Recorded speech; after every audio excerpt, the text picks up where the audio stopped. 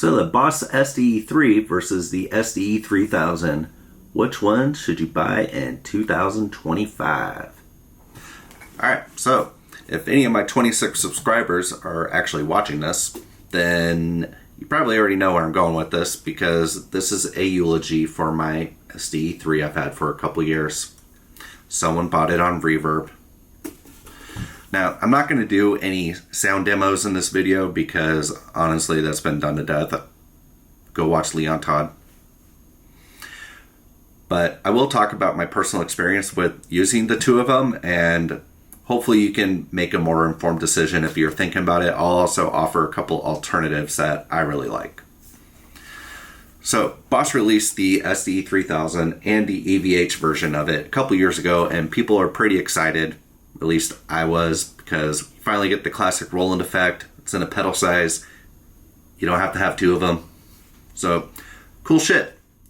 But then, last year, BOSS released the SDE-3, which, even cooler, because it gives you all the sounds that you want with 3 concentric knobs, 1 offset switch, and the only hidden functions on it set whether the delays will go independent of each other or if they'll swirl all around and go out.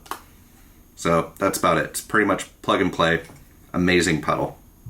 The SDE-3000, on the other hand, mimics the format and interface of the original rack unit. So you get these buttons here and over here. There's not anything to twist, although that does twist. So to change the delay time, the feedback, level out, mod rate, mod depth, and then whether you want the filters, 2x delay time, whatever, they're all the buttons here. And then where the problem with this pedal really comes in is the deep dive menu system. So this screen is all you get to manage all of the settings and complexities of this pedal, which they're a lot. Now, if you don't know what it actually looks like, it's a single line segmented LCD display, just like it's 1983. So if you've ever written out boobs on a calculator, that's about what this looks like. So imagine trying to manipulate every parameter to create your delay sound. That's what you got to look at. It's pretty hard. So it's basically impossible to set this pedal up unless you're looking at the manual, which is also very long to look at. But what makes me really mad about this is there's a USB-C connection right there. There's no app to control this pedal like you do get with the GT Core. So if there would have been an app to set all your presets, manage everything, I'd be keeping this. So that brings me back to the title of this video. Which one should you get in 2025? Well, if it wasn't already clear, it's the SDE-3. BOSS already made that decision for you because, as far as I can tell, the SDE-3000 is discontinued. You can't buy it new anymore, or Sweetwater doesn't sell it. They do have the EVH version, which is $660. Wow. Don't buy that. So as I alluded to earlier, I think a good proxy for determining the complexity of a pedal, or really anything in life, is look at the manual. So the manual for this one is 41 pages, and they are filled. It's a dense manual.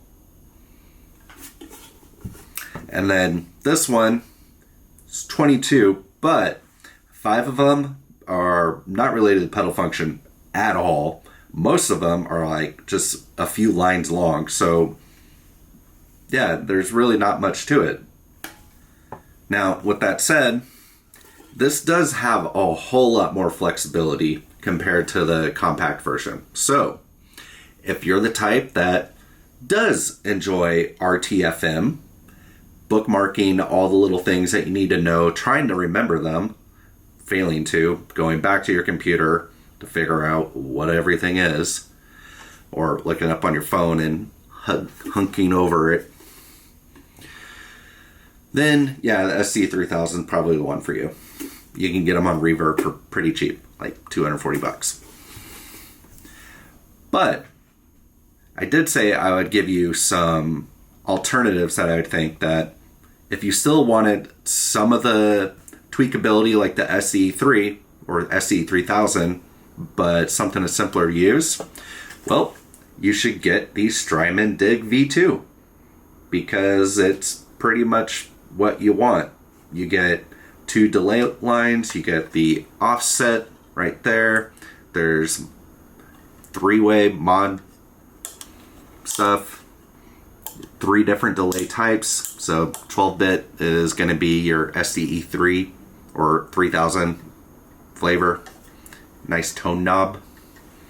The only thing that makes me mad about this pedal is there are some hidden settings which you have to figure out how to do, which is the ping pong independent delay lines or things like that. Like, why couldn't they just put it on a switch like there where they have the mono stereo? Just then this is basically the perfect pedal. But if you're the type that goes, you know, I really only just want a very basic digital delay sound, but I want it to have that warmth from the 80s, well, just get the DD8, because the warm digital setting is more or less just kind of a stock setting of the SDE-3 without the modulation or the offsets. So if that's what you want, just get this one. It works. Then you get some other delays too, like tape on it's pretty good. So that's all I got to say. And this thing's never, ever, ever gonna leave me. It's mine forever. All right. Bye.